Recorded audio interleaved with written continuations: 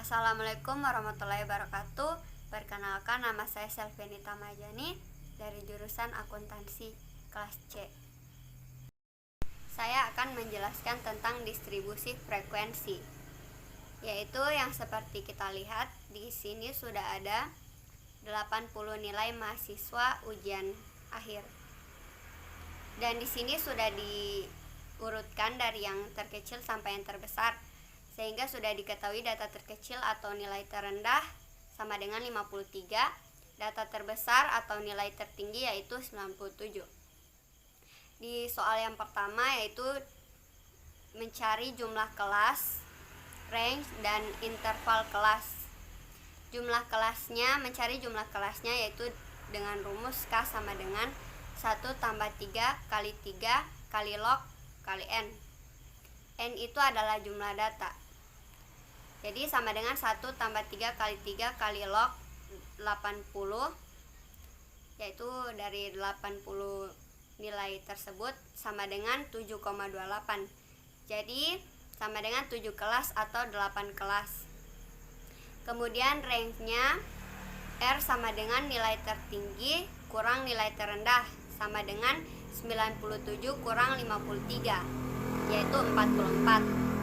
Kemudian interval kelasnya I sama dengan R per K, yaitu range dan atau per jumlah kelas sama dengan 44 per 7 sama dengan 6,2, atau yang 8 kelas yaitu 44 per 8 sama dengan 5,5. Kemudian nomor 2 yaitu frekuensi masing-masing kelas. Di sini karena kita ambil 8 kelas, maka intervalnya 9. Karena kalau kita ambil 8, nilai tertingginya tidak bisa masuk. Maka dari itu ambil intervalnya 9. Maka nilai terendah dan nilai tertingginya bisa masuk. Di sini intervalnya 53 sampai 58, frekuensinya 2, 59 sampai 64, frekuensinya 12, dan seterusnya.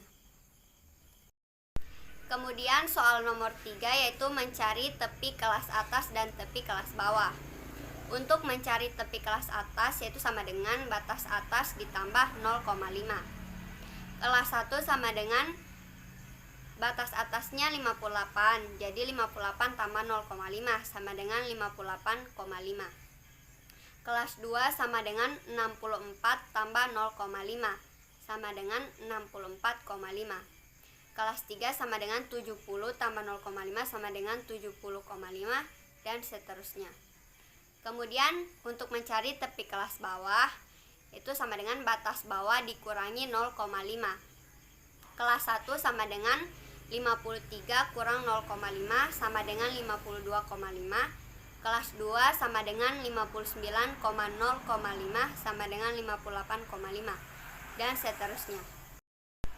Kemudian nomor 4 yaitu mencari titik tengah.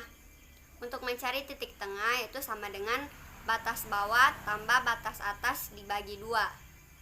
Kelas 1 sama dengan 53 dibagi 2 tambah 58 dibagi 2 sama dengan 55,5. Kelas 2 sama dengan 59 tambah 64 dibagi 2 sama dengan 63,5. Kelas 3 sama dengan 65 tambah 70 dibagi 2 sama dengan 67,5, dan seterusnya.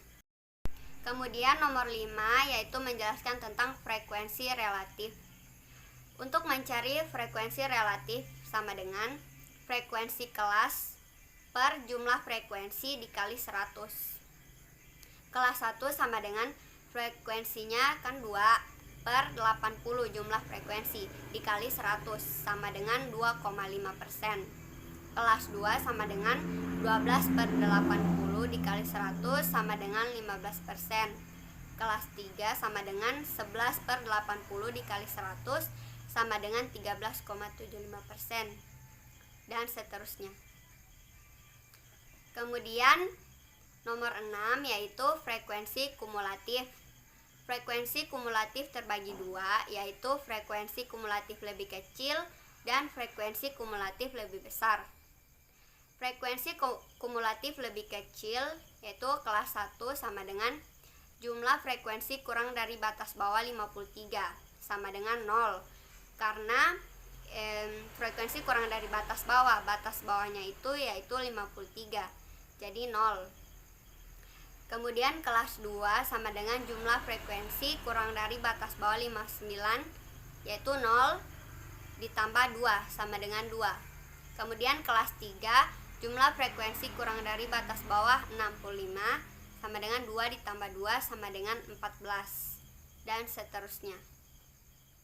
Kemudian frekuensi kumulatif lebih besar, yaitu frekuensi kumulatif kelas 1 sama dengan jumlah frekuensi lebih dari batas bawah 53, yaitu dijumlahkan dari batas bawah 53, jumlah frekuensinya dijumlahkan sampai di yang lebih dari batas bawah ini, yaitu 2 ditambah 12 tambah 11 tambah 23 tambah 14 dan seterusnya sama dengan 80. Begitu juga dengan frekuensi kumulatif kelas 2, jumlah frekuensi lebih dari batas bawah 59, yang lebih dari batas bawah 59, yaitu 12 tambah 11 tambah 23 dan seterusnya sama dengan 78.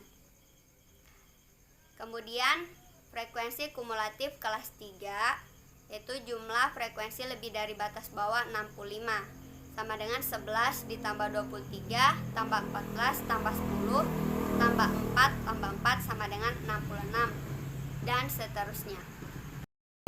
Kemudian nomor 7 yaitu membuat grafik histogram. Untuk membuat grafik histogram ini, data yang diperoleh untuk membuat grafik ini yaitu adalah kelas, interval, dan jumlah frekuensi masing-masing kelas. Yang kita lihat di sini 53 sampai 58 jumlah frekuensinya 2, dan seterusnya. Kemudian diagram pie atau lingkaran. Untuk membuat grafik ini, data yang dibutuhkan adalah kelas, interval, dan frekuensi relatif dalam bentuk presentasi. Ya, di gambar ini kita lihat frekuensi yang paling besar berada di kelas 4, yaitu 28,75%. Kemudian yang paling kecil di kelas 1, yaitu 2,5%. Dan untuk penyajian dalam bentuk OGIF, data yang diperlukan adalah selain kelas intervalnya, data frekuensi kumulatif kurang dari dan frekuensi kumulatif lebih dari. Jadi masing-masing data yang dibutuhkan berbeda-beda. Sekian penjelasan tentang distribusi frekuensi dari saya. Wassalamualaikum warahmatullahi wabarakatuh.